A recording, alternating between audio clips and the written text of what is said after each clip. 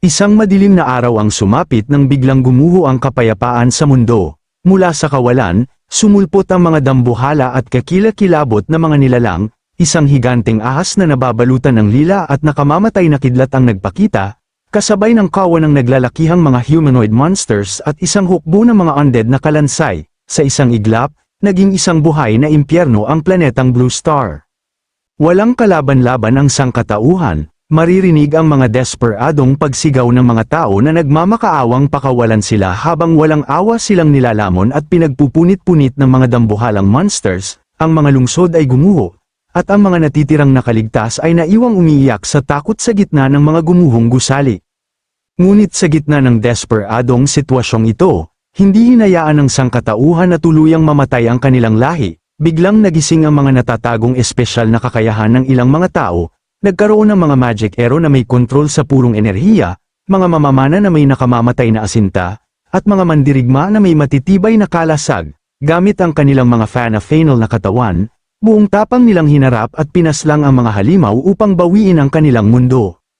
Matapos ang isang mahaba at madugong digmaan, nagtagumpay ang mga tao na ikulong at aiselyo ang natitirang mga monsters sa isang hiwalay at alternatibong dimensyon, isang dimensyon na kalaunan ay tinawag ng buong mundo bilang ang Secret Realms.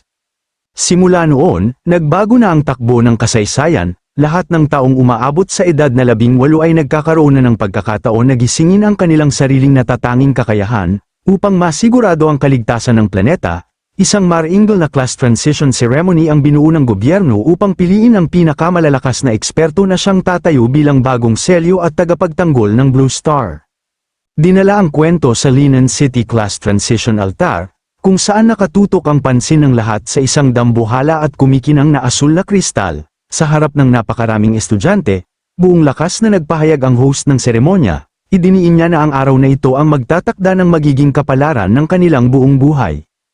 Ipinapaliwanag niya na maaari silang mapabilang sa combat class, ang mga natatanging mandirigma na isasabak sa unahan ng labanan sa Secret Realms upang puksain ang mga mapanganib na dayuhang lahi, o kaya naman ay sa lifestyle class, ang mga profesional na mananatili sa likod upang siguraduhin ang kabuhayan at kaligtasan ng mga karaniwang tao. Para sa host, anuman ang kanilang kahinatnan, sila ang tatayong karangalan ng sangkatauhan at ang mismong pag-asa ng planetang Blue Star.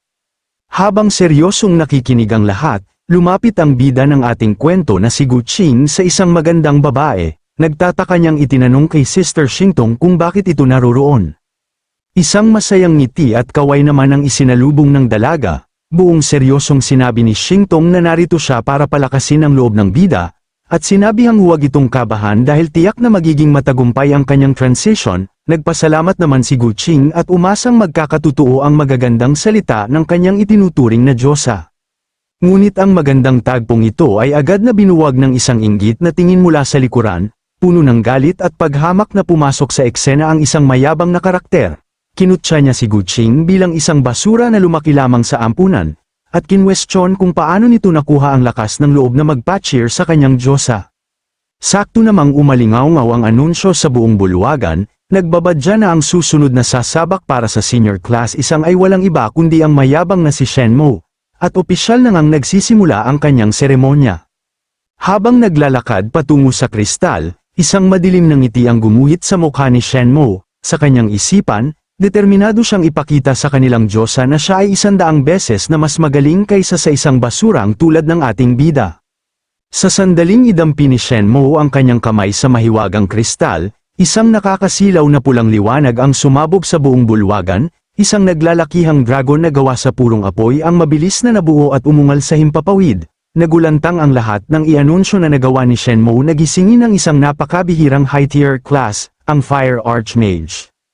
Ang balitang ito ay agad na nagdala ng labis na kagalakan sa mga mayayamang manunood. Ang pinakamayamang tao sa Linen City na si Shen Yishi, kasama ang kanyang mga kasosyo, ay hindi mapigilan ng mapangiting tagumpay. Buong kumpiyansa nilang sinabi na ang mga Fire Archmage sa buong lungsod ay mabibilang lamang sa isang kamay, at ang pamilya Shen ay opisyal ng lilipad patungo sa rurok ng tagumpay.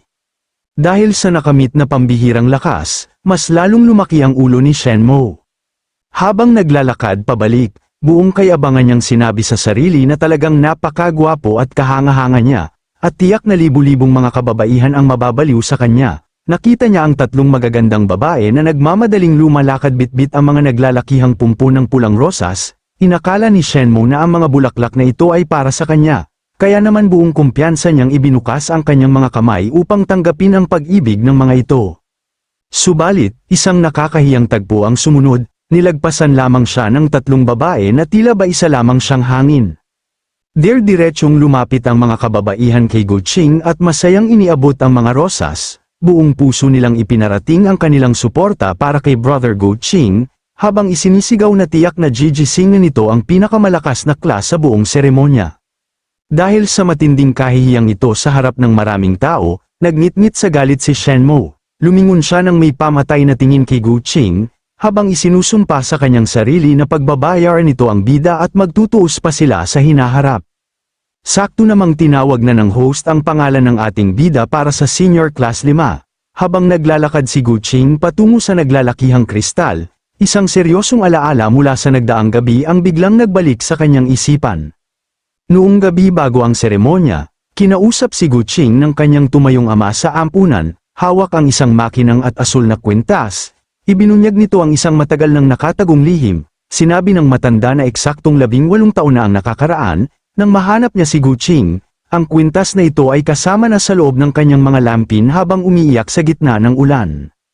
Ipinakita sa alaala ang tagpo noong gabing yun, isang sanggol na walang awang iniwan sa pintuan, umiiyak ng napakalakas habang suot sa kanyang leeg ang isang mahiwaga at kumikinang na asul na hiyas. Ang nakaraang ito ang nag-iwan ng malaking tanong sa puso ng bida, sino nga ba ang kanyang mga tunay na magulang, at anong klaseng tadhana ang naghihintay sa kanya sa oras na hawakan niya ang class transition crystal.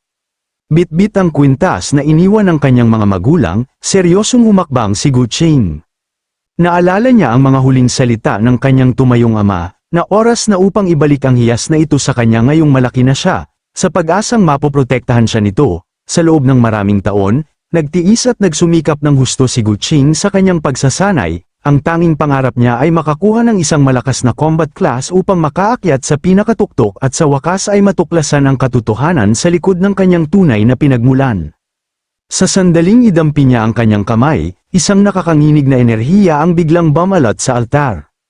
Isang madilim at nakakatakot na figura ng isang Grim Reaper ang lumitaw sa himpapawid, na pinaliligiran ng lila at asul na apoy habang umaalingaw ang mga nakakakilabot na ulong. Nagulantang ang buong bulwagan nang makita ang kakaibang anomalya. Napasigaw ang mga estudyante sa labis na gulat dahil nagising ni Guqing ang isa sa pinakamalakas at pambihirang klase sa buong mundo, ang Necromancer, isang high-tier class na literal na isa lamang sa 1,000,000 tao ang nagtataglay.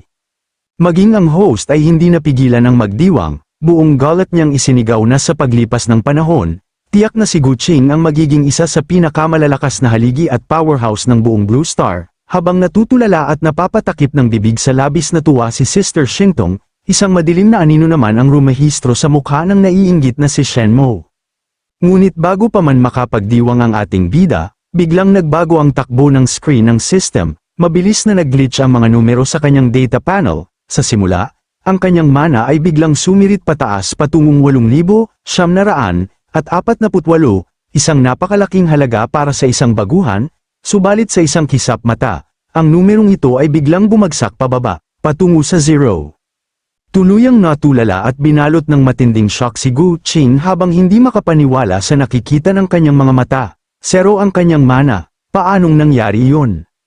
Ang dambuhalang tagumpay ay mabilis na napalitan ng malalakas na kantso at bulungan mula sa paligid. Agad siyang kinutya ng mga estudyante, na nagsabing ang pagkakaroon ng 0 mana ay walang pinagkaiba sa pagiging isang basurang lifestyle class. Ipinaliwanag nila na kahit pahawak niya ang prestihiyosong titulo ng isang high-tier class, kung wala naman siyang kahit isang patak ng mana, hinding-hindi niya magagawang magpatawag kahit ng isang kalansay o undead.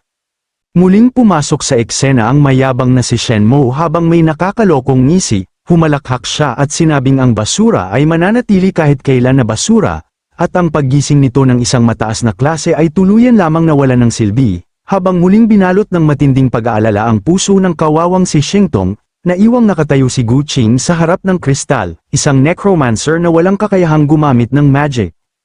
Binalot ng matinding dilim ang mukha ni Guqing habang nakatayo sa harap ng altar. Hindi niya matanggap ang malupit na biro ng tadhana, Binigyan siya ng pambihirang talento ng isang necromancer, ngunit kinuha naman ang lahat ng kanyang mana. Sa matinding galit at pagkabigo, mariin niyang ikinalansag ang kanyang mga kamao hanggang sa bumaon ang kanyang mga kuko sa sariling palad, habang umaagos ang sariwang dugo mula sa kanyang kamay. Tahimik siyang nagsumpa sa kanyang isipan na hinding-hindi niya tatanggapin ang ganitong klaseng tadhana, kung ito man ay itinakda ng langit, handa niyang basagin at wasakin ang sumpang ito. Ngunit ang dugong pamatak mula sa kanyang kamao ay hindi nauwi sa wala. Sa sandaling damaloy ang dugo patungo sa asul na kwintas na nasa kanyang leeg, biglang nagbago ang ihip ng hangin, isang nakakasilaw na asul na liwanag ang sumabog mula sa hiyas, na binalot ang buo niyang katawan. Sa isang kisap mata, naramdaman ni Gu Qing na nahila ang kanyang kamalayan patungo sa isang misteryosong dimensyon. Nagulat ang bida nang magising siya sa isang kakaibang lugar na pinaliligiran ng mga kumikinang na asul na ripples ng enerhiya sa sahig. Nagtataka niyang itinanong sa sarili kung nasaan ba siya. Ngunit bago pa man siya makakuha ng sagot, isang dambuhala at nakakanginig na presensya ang naramdaman ni Gu Qing sa kanyang itaas. Dahan-dahan niyang itinaas ang kanyang ulo, at doon ay halos huminto ang kanyang paghinga sa matinding gulat. Isang naglalakihang armor na gawa sa purong asul na apoy at enerhiya ng kamatayan ang nakatayo sa kanyang harapan, ang Sovereign of the Underworld, isang nakakatakot na sinaunang nilalang na nagtataglay ng kapangyarihang yumanig sa buong universo. Kasabay nito, isang bagong panel ng system ang biglang sumulpot sa kanyang paningin, na nagdala ng pinakamatinding twist sa seremonya. Naging matagumpay ang pag-activate ng kanyang nakatagong second class, Sovereign of the Underworld. Hindi lamang yun, nagbago rin ang kanyang mga natatanging talento tungo sa Soul Devar at Phantom Dao Scripture, kasabay nito ang paggising ng dalawang nakakatakot na abilidad, ang Phantom Step at ang mapangwasak na Soul Devouring Claw. Ang kwintas na iniwan ng kanyang mga magulang ay hindi pala isang sumpa, kundi ang susi sa paggising ng tunay na reynado na magpapayanig sa buong Blue Star. Hindi makapaniwala si Gu Qing sa kanyang mga nakikita habang nakatitig sa lumulutang na panel, nagtataka niyang tinanong ang sarili kung paano niya nagawang gisingin ang isang nakatagong pangalawang class na tinatawag na Sovereign of the Underworld. Lalo pang naging kapana-panabik ang sitwasyon nang magbago ang screen upang ipakita ang detalye ng kanyang bagong passive talent, ang Soul Devar. Ayon sa sistema, sa tuwing papaslang siya ng mga kaaway, permanenteng madaragdagan ng 0.01%, dagdag 0 PERCENT, ang lahat ng kanyang attributes, kasabay ng karagdagang 60 puntos ng Soul Power, dagdag 60 Soul Power. Napahawak sa kanyang baba si Gu Qing habang nag-iisip, na pagtanto niya na hanggat patuloy siyang pumapatay ng mga halimaw, makakakuha siya ng hindi mauubos na dami ng Soul Power. Isang malaking ngiti ang gumuhit sa kanyang mukha nang mapagtantong hawak niya ang itinuturing na pinakamalakas na class na may kakayahang lumago ng walang katapusan. Sa mismong sandaling yon, isang babala muli ang sumabog mula sa system, na-detect ng mekanismo na ang asul na kwintas na iniwan ng kanyang mga magulang ay isa palang underworld crystal. Agad nitong sinimulan ang automatic fusion mode upang kumpunihin ang yaman na ito patungo sa purong enerhiya ng kaluluwa. Gulat na gulat si Gu Qing habang nakatitig sa kristal na unti-unting natutunaw at sama-sama sa kanyang katawan. Napagtanto niya na ang kanyang tunay na pinagmulan at ang kapangyarihan ng Sovereign of the Underworld ay may malalim at misteryosong koneksyon na matagal nang nakatago. Matapos ang matagumpay na pagsasanib, isang malakas na aura ng asul na apoy ang bumalot sa buo niyang katawan. Formal na inanunsyo ng system na nakakuha siya ng karagdagang 500 puntos ng pangunahing Soul Power, dagdag 500 Soul Power, dahilan upang ang kanyang dating serong enerhiya ay agad na lumundag patungong 500. Kasabay nito ang opisyal na pagka-unlock ng kanyang bagong pamatay na abilidad, ang Soul Devouring Claw. Isang matalim na kislap ang dumaan sa mga mata ng bida habang tinitingnan ang kanyang kaliwang kamay. Ang kanyang mga daliri ay binalot ng isang nakakatakot, makinang, at skeletal na asul na kalasag na pinatatakbo ng kuryente ng kamatayan. Nararamdaman ni Gu Qing ang umaapaw at napakalakas na enerhiyang dumadaloy sa kanyang braso. Buong kumpiyansa niyang sinabi sa sarili na gamit ang bagong lakas na ito, tiyak na mabubuksan at matutuklasan niya ang matagal nang nakatagong misteryo ng kanyang tunay na pagkatao.